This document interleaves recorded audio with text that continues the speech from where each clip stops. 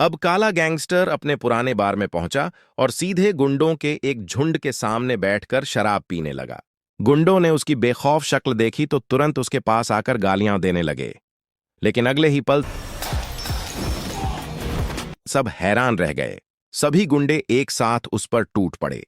सामने दर्जनों हथियारबंद बदमाश थे, लेकिन आदमी के चेहरे पर जरा भी डर नहीं था। पलक झपकते ही उसने सबको जमीन पर गिरा दिया। गुंडों का सरदार अविश्वास से उसे घूरता रह गया। उसे यकीन ही नहीं हो रहा था कि यह आदमी इतना खतरनाक हो सकता है। फिर वह आदमी सीधे सरदार के सामने जाकर खड़ा हो गया।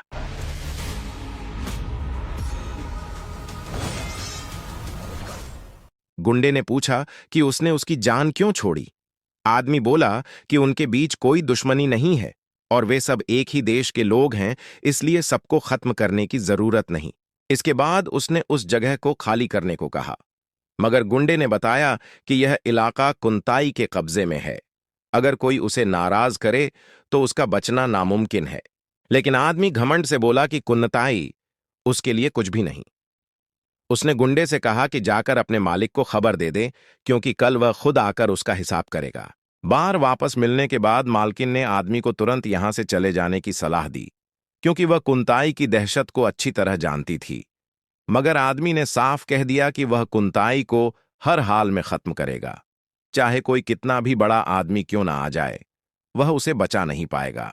असल में 6 साल पहले उस आदमी के पूरे परिवार की बेरहमी से हत्या कर दी गई थी। ऊपर से दुश्मनों ने उसे झूठे आरोप में फंसाकर दक्षिणी समुद्र के सबसे खतरनाक जेल में भेज दिया था।